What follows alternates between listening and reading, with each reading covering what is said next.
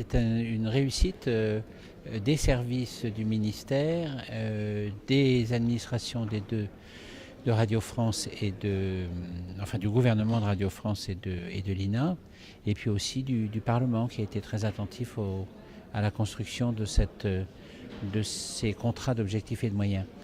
Mais ce qu'il faut, c'est d'abord être bien sûr qui serviront vraiment de guides, qui seront bien appliqués. Et puisque j'ai l'honneur de parler au public de la Guadeloupe, je voudrais dire que il y a une autre question qui moi m'importe beaucoup, c'est l'arrivée de la TNT en Guadeloupe et la nécessité de protéger la production locale, c'est-à-dire les chaînes associatives de radio et de télévision et RFO. Et là, ça, c'est pas dans le contrat d'objectifs et de moyens, mais vous m'en donnez l'occasion d'en parler. Et d'une certaine manière, ça s'y rattache aussi.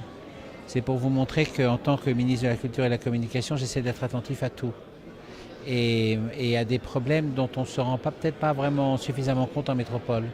Comment aider effectivement la production locale? Il y a bien sûr le réseau RFO, le réseau France Télévisions, mais il y a aussi les chaînes privées justement. Il faut aider à la fois le réseau RFO, parce que vous savez qu'actuellement le réseau RFO ne produit qu'à 10%. Tout le reste, ce sont des programmes qui lui sont transmis par d'autres chaînes. Et donc il va falloir qu'il passe à presque 100% de production. Il faut d'abord aider RFO. Et puis il faut veiller à ce que les chaînes du service public, les chaînes de la TNT qui vont servir de vecteurs pour les télévisions associatives ou les radios associatives, ne fassent pas payer un tarif prohibitif, mais au contraire fassent payer un tarif très, très raisonnable pour que les chaînes puissent continuer à vivre.